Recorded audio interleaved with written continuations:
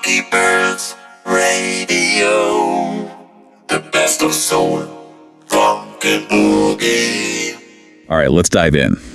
Today we're tuning into Funky Pearls Radio. Think pure disco, funk, and soul. Like we're talking those classics that get you moving, but also some of those hidden gems that make you wonder how you've never heard them before. What I love about Funky Pearls is they're not just playing the hits, you know? They're creating a whole vibe. Like, they've got weekly playlists like Funky Pearls Greatest Hits to get the weekend started right, and then later playlist DJ Nice D keeps that party going with fresh spins on the genre. Oh yeah, totally. It's like they've got your Saturday night planned out for you. But wait, there's more. I was looking at their schedule, and they've got French Boogie in the mornings. I gotta admit, I'm not too familiar with that. Oh, French Boogie is really interesting. It's like this subgenre from the late 70s, early 80s. It blends funk and disco, but with a European, like a Parisian twist. Yeah. Super catchy, often uses synthesizers. Disco with a Parisian twist. Okay, I'm in. I can already picture myself, getting ready in the morning, grooving to some French Boogie. And it looks like Funky Pearls, they're really into the live music scene too. I saw they were promoted the Paris Soul Weekender, which sounds amazing. They're all about keeping this music alive, not just on the radio, but like through these live experiences. And they're showcasing legends too. Fatback Band, Tom Jones with Nile Rodgers and Chic. Imagine that show. Even Billy Ocean. Wow, that's awesome. They're really your one-stop shop for funk and soul. Yeah. But for this deep dive, we wanted to zero in on one artist in particular that Funky Pearls is highlighting. Jarreau. Jarreau, oh man, what a legend. He's the only artist to win Grammys in jazz, pop, A&D, R&B. That's not just crossing genres, that's breaking down walls. A true innovator, always pushing boundaries. Wow, that's incredible. I knew he was talented, but I didn't realize he was so successful across so many different genres. Yeah. So tell me, how did this musical journey start for Jarreau? So picture this. Late 1960s, San Francisco. Those smoky jazz clubs, filled with that energy of improvisation. That's where a young Jarreau honed his skills, captivating audiences with his amazing vocal range and his unique stage presence. Wow, I can practically hear it. Those smooth sounds, that intimate jazz club vibe. Yeah. So when did he release his first album and really start making waves in the industry? His first album, We Got By, came out in 1975. Instant hit with critics. It's where you really start to hear his signature style emerge. That blend of jazz and soul and that incredible vocal agility. It's like he took the emotion of soul and mixed it with the complexity of jazz. That sounds amazing. Yeah. But I bet his live performances were on another level. Is there a particular live album that really captures his energy and that improvisational brilliance? Oh, absolutely. Look to the Rainbow came out in 1977. If you're an Jarreau fan, you got to listen to this one. It's like a masterclass in vocal improvisation. You can hear him riffing on melodies, scatting, interacting with the audience. Pure musical genius on display. I can imagine being right there in the audience, feeling the energy. So at this point, he's building a solid reputation in the jazz world. But when did he break into the mainstream? What was that pivotal moment? 1981 was a big year for him. His album Breaking Away took him to a whole new level of fame. It wasn't just a hit with jazz fans. It crossed over to the pop charts. Songs like We're in This Love Together becoming instant classics. Oh yeah, I know that song. Wasn't that in a movie or something? Definitely. It was everywhere in the 80s. And on top of that, he even wrote and performed the theme song for the show Moonlighting. Really cemented his place in pop culture. Talk about range. From those smoky jazz clubs to mainstream radio and TV, Jarreau was unstoppable. So he's a jazz artist, a pop sensation, a TV-themed composer. Did he ever slow down? Was there any genre he didn't conquer? He never slowed down, not at all. He was always trying new things, like a true innovator. Even when he was experimenting with different sounds, like on High Crime and L is for Lover, they had more of a pop and R&B feel, but you could always hear that jazz foundation. It was like he was blending all these different styles together, creating something totally unique. So he was evolving his sound, but staying true to those jazz roots. That's really impressive. But did all that experimentation ever alienate his original jazz fans? It's interesting. I don't think it did. I think his passion for the music really came through no matter what genre he was exploring.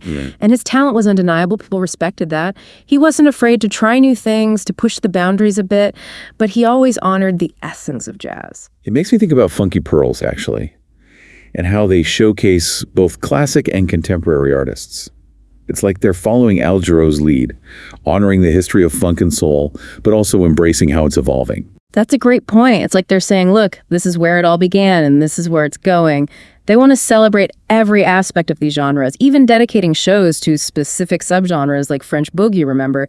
They're really committed to exploring every corner of funk and soul. Exactly. And that's why I think platforms like Funky Pearls are so important. That they're like these musical guides, introducing listeners to new sounds. I tend to stick to the classic funk and soul, personally. But Funky Pearls is like an open invitation to broaden my horizons and discover things I might have never found on my own. Yeah, I get that. It's like they're saying, trust us, we know this music, and we're excited to share it with you. And speaking of passion, Jarreau definitely had that. We talked about Breaking Away and its impact, but I'm curious, did any of his other albums really push the boundaries of jazz specifically? You mentioned High Crime earlier. What made that one stand out?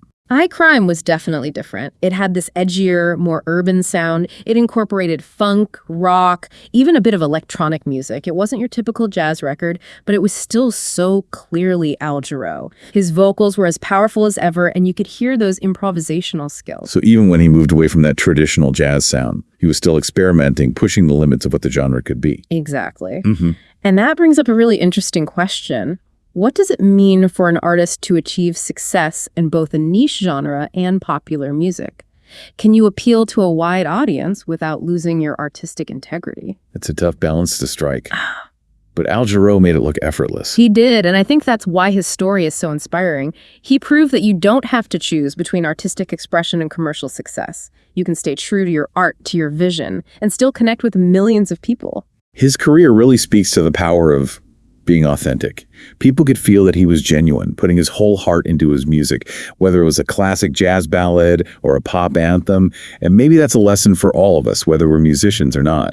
It's about finding that intersection where your passion meets something that resonates with a larger audience. It's not about selling out. It's about sharing something you truly believe in a way that connects with people on a deeper level. And you never know, maybe you'll inspire someone else along the way. Maybe they'll discover a new genre or artist, or even pursue their own creative passions. Beautifully said. And that brings us back to Funky Pearls Radio. They're clearly passionate about sharing their love of funk and soul with the world. They're like this amazing resource.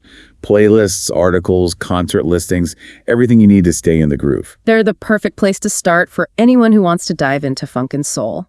Whether you're already a huge fan or just starting to explore, and let's be real, who couldn't use a little more funk and soul in their lives? Absolutely. So for our listeners who are ready to get their groove on, where should they go? How can they connect with Funky Pearls and discover all they have to offer? Their website's a great place to start. It's funkypearls.radio. You can find all their playlists there, articles about artists, and even info on events coming up. Oh, and don't forget to follow them on social media. They're on all the platforms, sharing updates on new music and concert listings. Plus, you get these cool behind-the-scenes looks at the world of funk and soul. It's the best way to stay connected and find even more hidden gems. You know, as we wrap up our deep dive today, I think Al Jarreau's journey really shows us something. It's possible to stay true to yourself as an artist and still find success, reach a wide audience. He didn't change his sound to fit in, he embraced his unique style, and because of that, he connected with so many people. It's a good reminder that being genuine, being authentic, that's what matters. When you're truly passionate about something and that shines through in your work, it resonates with people, it connects on a deeper level, and you never know, you might even inspire someone else to find their own passion and share it with the world. And maybe, just maybe, you'll discover your next favorite song or artist while you're exploring the amazing world of Funky Pearls Radio. Well said. That about wraps up our deep dive into Funky Pearls Radio and the incredible legacy of Al Jarreau. We hope you're feeling inspired to explore some new music and to embrace that power of authenticity. Keep the groove alive, everyone.